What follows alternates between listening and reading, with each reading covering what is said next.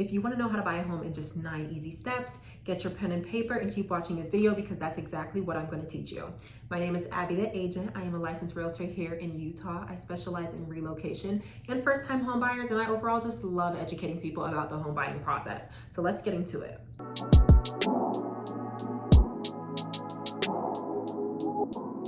Your first step is to find an agent, locate that professional. Social media is the easiest way to do that. It's 2025, Instagram, TikTok, Facebook, YouTube. There are search engines. So get on it and find your agent. Now, how to find an agent, I highly recommend that you find an agent with consistency and work ethic. I feel like a lot of times buyers will automatically gravitate towards the agent that's closing the most deals and that's, has the lifestyle, the flashy money to show for it. And that's not always the agent that can service you the best. So I highly recommend that regardless the amount of deals they have closed, just make sure it's the agent that you can see them consistently showing up. You can see their work ethic and you know that they will show up for you. Step number 2 is a buyer's consult. So once you've located that professional, you will schedule, the right agent, a good agent, will schedule a buyer's consult with you. When you're working with me, I just have you fill out a client intake form that's just going to give me a good picture of what you're looking for, what your story is, how I can best service you, what your best points of contact are, just to kind of break the ice a little bit. So when we show up to that buyer's consult, we're not just strangers, So in that buyer's consult, we will go over the entire home buying process. So everything I'm talking about this video, we will go over in depth, one-on-one. You will be able to be hands-on, ask questions, all the things, but I just want to make sure you are fully equipped and you know exactly what you are stepping into. And once you decide that, yep, we are ready, we are taking this step, the next step is going to be pre-approval. Now, if you have a lender that you like working with, we can 100% use them. However, I personally put you in contact with my lender that I like to use, a lender that has shown up for me multiple times, who I know has amazing communication, who has a work ethic like mine. And so I put you in contact. It's super simple. I literally just make a group chat and we schedule the meet from there. So you guys will schedule a time that you want to meet. She will send you all the information for her client intake form and anything that you need to send her prior to your meeting. You guys will meet. Once again, get acclimated. I don't like creating a team where we're just jump into things and we don't know each other. I don't know. I like to, get our feet wet. Let's see if our personalities mesh. Let's see if this is going to be a smooth transaction. I don't want to just be miserable together for the next 30 days. I would like to enjoy my transaction with my clients.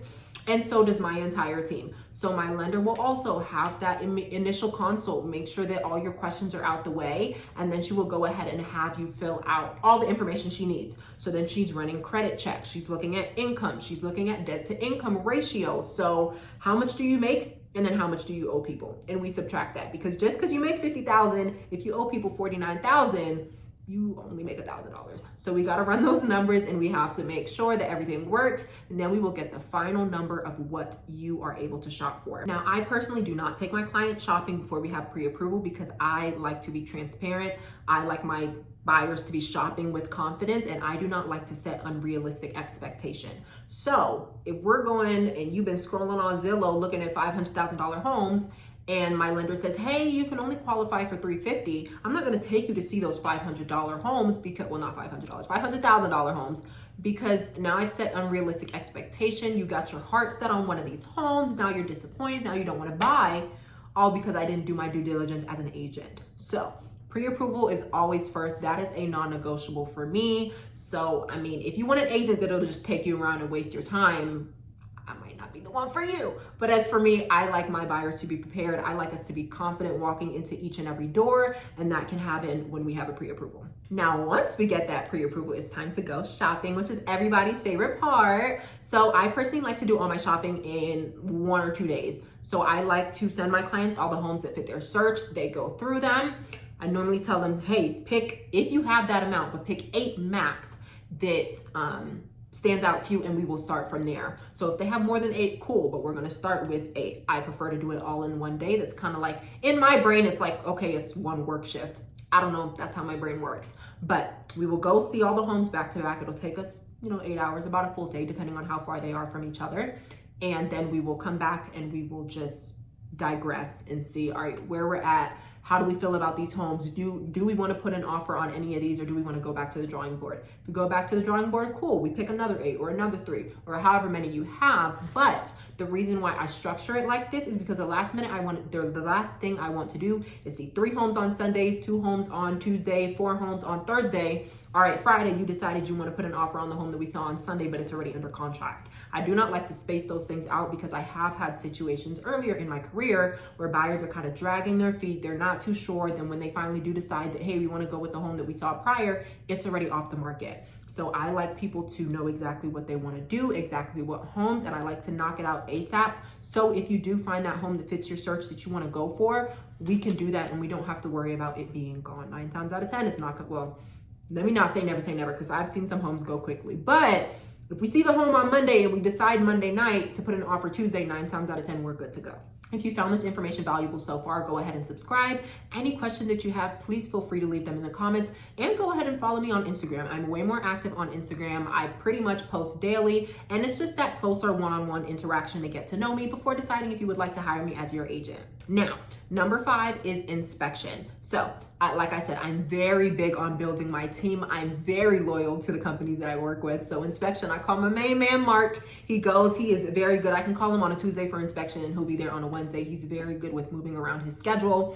And so I call the inspection guy and I'm like, hey, I got a home. Come by, inspect it, make sure it's all good, right? So he will do his due diligence. He will just come, inspect the home top to bottom, literally from roof to crawl space, just to make sure that everything is good to go. Last thing we want to do is skip an inspection. You get your keys and you see, well, the roof is bad. Now it's your responsibility. You can't look at the seller because you have the keys now. So we do this during the transaction. That way, if there is anything wrong with the home, we still have the opportunity to request for the seller to cover it. Now, I also am licensed in Virginia, and I will say in Virginia, it's a little bit of a different market. In Virginia, it is in the purchase contract, well, at least Hampton Roads. It is in the purchase contract that the seller will cover, or you can negotiate it, that the seller will cover about 1% of the purchase price to inspections. However, in Utah, it's not like that. So that's a little bit more of a negotiation. The seller is not required to handle anything. However, what can I say? I'm a great agent. I'm a good negotiator. I have never had a situation where a seller has turned down repairs.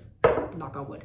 So we will request for the seller to cover certain repairs if that is even necessary. They can either approve or deny, and then we will sign the paperwork just saying, hey, the seller is covering this, we're moving forward, or hey, the home looks great, we don't need any repairs, we're going to move forward. Now, number 6 is the appraisal. So that is something that the bank will order. So whoever we're using the loan with, or whatever the case may be, they go ahead and send somebody out to inspect the value of the home. The last thing the bank is going to do is lend you $400,000 to buy a home, and the home is only worth $250,000. Now, why on earth would they do that? They wouldn't. So that is why we have appraisals done, is just to make sure that the value of the home is worth what you're offering, right? You wouldn't pay $500 for a $100 product. It's the same premise. They do not want to give you more than what you actually need or what it's actually worth. Otherwise, it's a bad investment for them. Now, our 7th step is financing and repairs. So this is where the loan is being finalized. They are double checking, making sure your income is good to go. They're making sure you didn't take out a new credit line, you didn't go buy a new car that affected your credit, or anything that affected your debt to income ratio. And if we did request repairs, it's happening right now. It's happening during this time where we're getting everything finalized. We're putting the last finishing touches on everything. It's happening during this 7th step. Now, the 8th step is our final walkthrough. A lot of people skip it. I don't. I never will skip these 3. I will never skip the last 3 steps that I just went over: final walkthrough, appraisal, or inspection. Now, with final walkthrough, we just go through and we make sure that the condition that the home is in right this second is a condition that you are willing to take the keys in. So this is where I will check to see if the inspections that we asked for have been made, because the last thing we want to do is get the keys, they don't do the inspection, and now they're singing the song and dance of, oh, well, it's not our issue anymore, it's your home. No, we will not be signing if things are not in spick-span shape during the final walkthrough. So we go ahead and do that. You are more than welcome to come.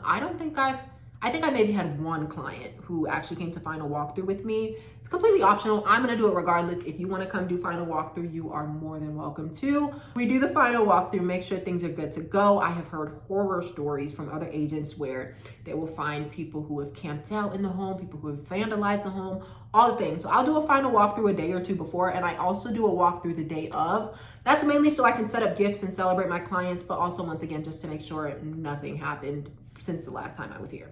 And the very last step is that we close and get your keys. So this is the best part. So closing day, it depends on how you want to do it. I have had out-of-state relocators who are not able to get to the state prior to moving in, and so the title company will send somebody out there. I will be transparent, that is going to cost a fee that they will just add to your closing costs at the closing table, but it is possible to have somebody fly out to you if that's the case, or maybe you want to close at the home, and so they'll pay a travel fee for that. But 9 times out of 10, it's going to be done at the title company's office. We'll sign the documents, we'll get those keys, then we'll head over to the house, we'll celebrate, we'll pop champagne, we'll take pictures, just celebrate your new chapter. And that's it. That's how it goes, y'all. It is not rocket science to buy a house, I promise. Now, if this video connected the dots for you, you love the information, you are ready to move forward, I will go ahead and link my Instagram below. You can reach out to me via DM, comment, anything, or I will also link my client intake forms. You can go ahead and fill that out.